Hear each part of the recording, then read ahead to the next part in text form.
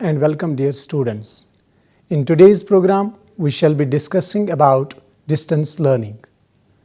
After working through this topic, you should be able to understand the concept of distance learning in the light of various definitions, characteristics and importance of distance learning, objectives and methods of distance learning, and major contributions of open and distance learning. First of all, we shall be discussing about its historical perspective. In Europe and North America, open or distance education programs have been operational in the form of correspondence education for adults wishing to secure diplomas, degrees, or just skills and information of their special interest.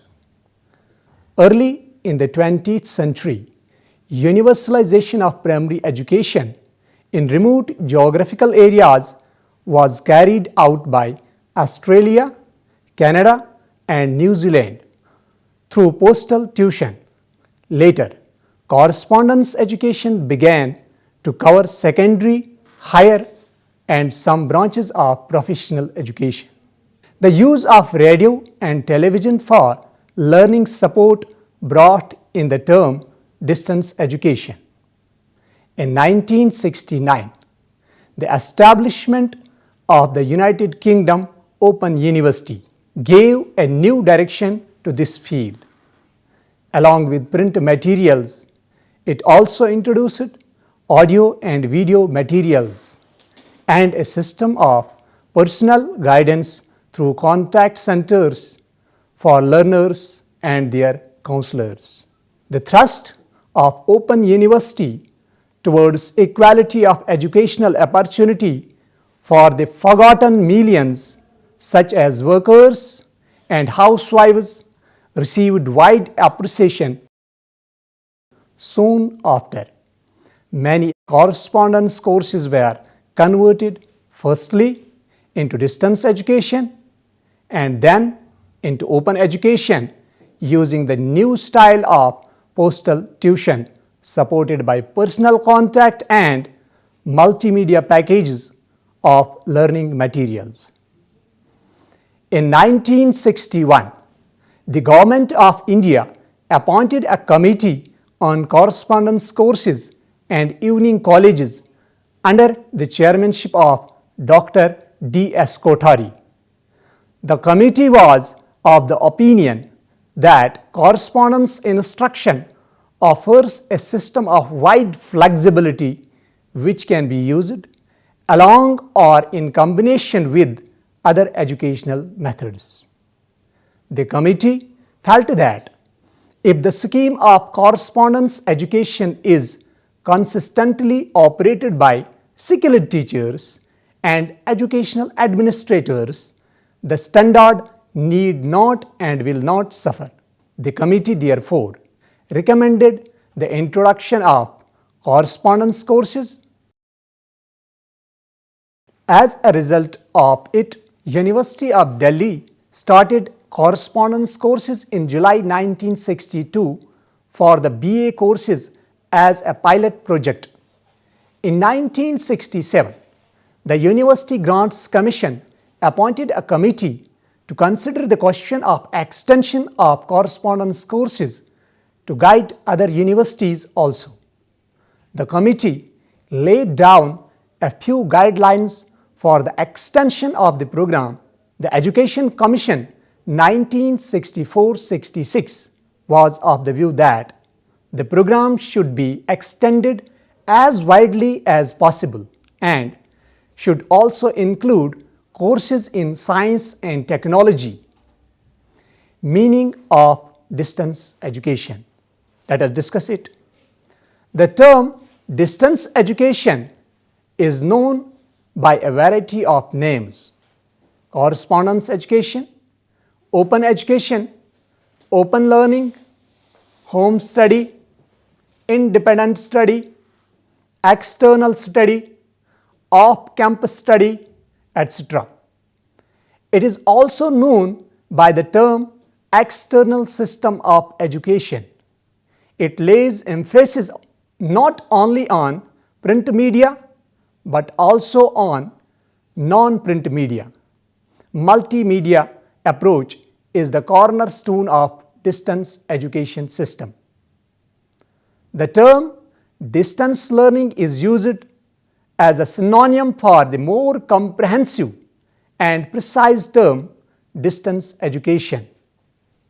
The rationale for distance education from its earliest days has been to open opportunity for learners to study regardless of geographic, socio-economic or other constraints. The use of the term open is intended to highlight this key feature of the theory and practice of distance education.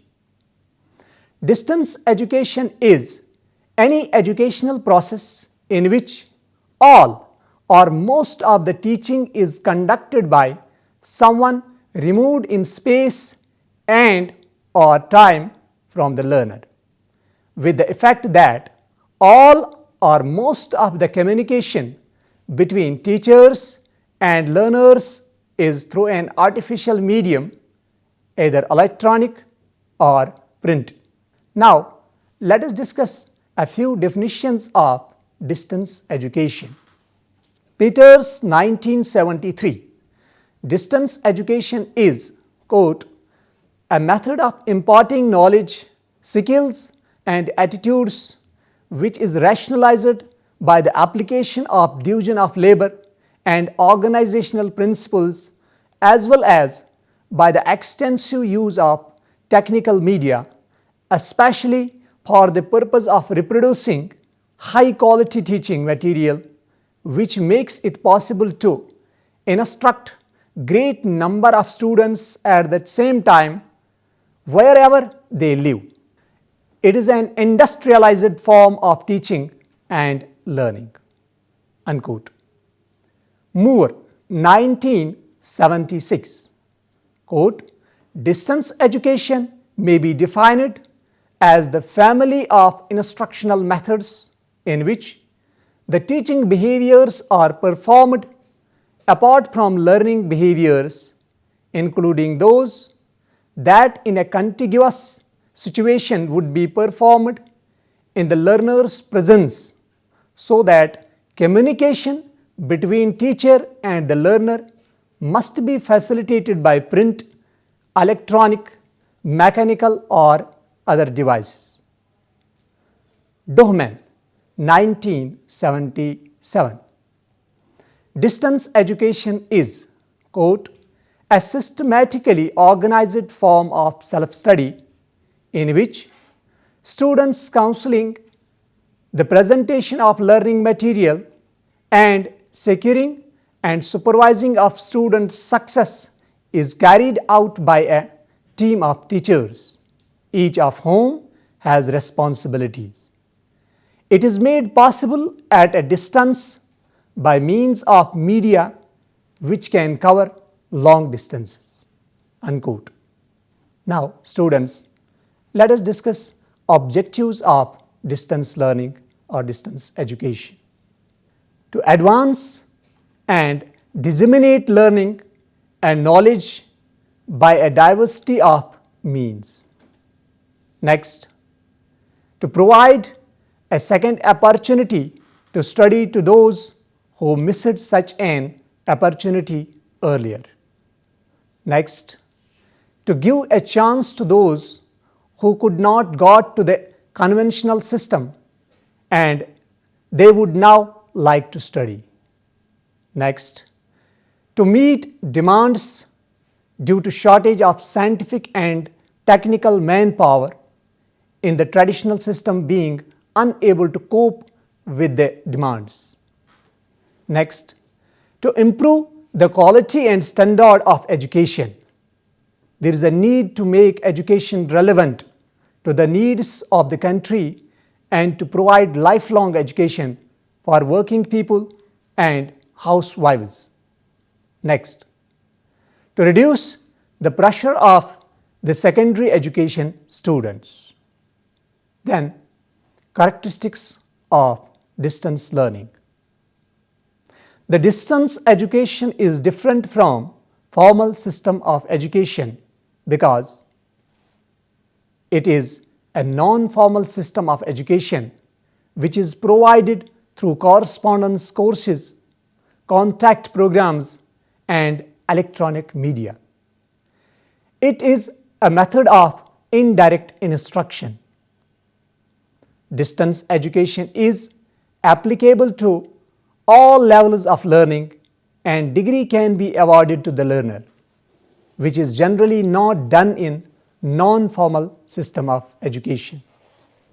Next, it is systematic organized form of self-learning in which students' counseling, presentation of learning material and students' success is carried out by a team of teachers. All these activities are performed without a direct contact with learner. Next, it is a part-time study and it is done when it is not possible for a learner to continue his full-time course due to some reasons.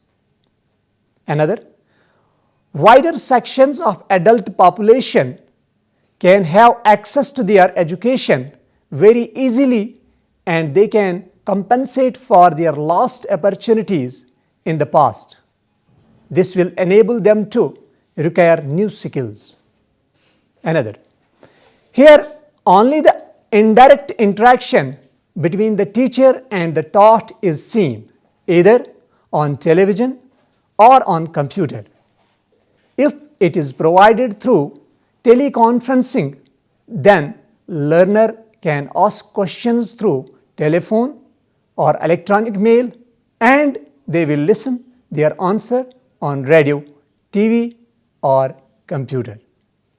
Next, it is provided through written communication more than oral communication.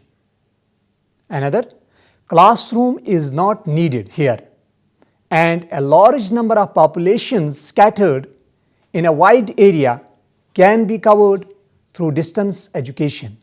This makes the education very cheap. Another, learning is very much individualistic here and its success will depend on the motivation level of the learners. Now, let us discuss importance of distance education. Number one, the separation of teacher and learner. In this, the teacher and learner are separated from each other. Second, the role of educational organization. As an institutionalized kind of educational system, distance education is distinct from private study, which results from private reading or watching TV or attending a talk, etc. Third, the place of the technical media. Here, distance education makes use of the various technically advanced media such as printing, telephone, audio-video, broadcasting, computer, etc. Then, two-way communication. It is two-way communication because the student is able to respond through response sheets or other media and therefore can receive feedback. The student can enter into a dialogue with the institution. Next, the separation of the learner from his peer group. Each student is separated from his peer group in the sense that although the learners from a fairly sizable population, they don't have face-to-face encounters among themselves. Thus, distance education is a highly individualized learning system. Even though study groups may be formed under distance education learning programs, but this may not be compulsory and the student is free to work entirely on his own. Industrialization. Distance education is a specific answer to a specific need. Modern industrial society has created a need for a more capsular kind of education. It has developed the necessary technology to be able to structure educational systems that will cater to such a specialized kind of need for education. Now, the role of open and distance learning in educational innovation. Open and distance learning has a major impact on thinking and practice throughout the whole educational system. Regarding such critical matters as how students learn, how they can be taught, and how educational resources might more efficiently be organized to deliver the instruction that is needed. Open and distance learning is closely linked to innovation in information and communication technologies, to the identification of new learning needs and new ideas about how information may be accessed and applied in the information society. In particular, open and distance learning has the potential to enhance a more student-centered and consumer-oriented approach to education, leading in turn to more extensive contact between educational institutions on the one hand and community-based organizations, business and industry on the other. The potential of distance learning to increase innovation and creativity in conventional education depends on the degree of interaction between distance learning systems and conventional systems. Ideally, there ought to be formal links between such institutions and the conventional system in order that they may serve as national resource centers. Organizational innovation does not mean setting up new institutions. A new organization model is that of a network of institutions and individuals that together provide the kind of services delivered by single mode institutions, but on a more flexible and open basis through a process of commissioning. A small management team is one of two essential requirements for a network, and the other is a significant funding resource that allows the management team to obtain the quality resources needed from wherever they are located. What this approach promises is a very flexible, versatile, responsive system that produces high quality without commitment to ongoing institutional costs and delivers efficiently by employing the comparative advantage of each institution in a country or region. A second innovative model is the independent study model, which gives learners control of their own learning programs through use of new technology. Now, major contributions of open and distance learning. Open and distance learning is used for a wide range of purposes. This section will summarize some of the main areas and sectors where open and distance learning has made major contributions. Number 1, general education. Distance education can be used at primary and secondary education levels to provide both in-school and out-of-school programs. In school, distance education programs are used to support teaching in schools when learning materials are lacking or where enrichment is thought to be desirable.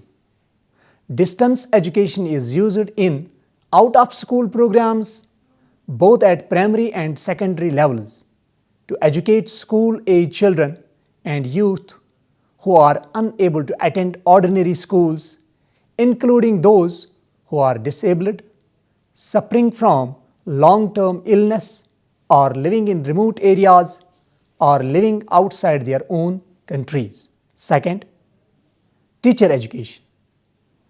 Teacher education is an important area where distance education has been used extensively to provide pre-service teacher preparation, upgradation of academic qualifications, and in-service continuing professional development in particular subjects, content areas, and instructional methods. Many examples, particularly from both developing and developed countries, show that teacher training at a distance may reach large groups of teachers and may have profound impact on the development of national education system. Distance education may play an increasingly important role during this decade to address the growing shortage of teachers, educational administrators, and other educational professionals experienced in both developing and developed countries. Third, vocational and continuing education. Technical and vocational education have in recent years played important roles, not only in contributing to the improvement of productivity of a national labor market, but also in assisting individuals to improve their employment prospects in rapidly changing socio-economic conditions. In this regard, the role of open and distance learning in the field of technical and vocational education is significant. It has two main functions. Number one, to respond effectively to the growing demands of working adults or any others who have difficulties in getting training in conventional education. Second, to provide an opportunity for the empowerment of those most disadvantaged by existing provision, the unemployed, the disabled, and ethnic minorities. Fourth is non-formal education. Although distance education has been used to considerable effect in the non-formal and community development sectors of education, it is probably true to say that its potential has never been fully realized. Enthusiasm for basic adult education grew in the 1960s and 1970s, just as technology began to be used more widely in education.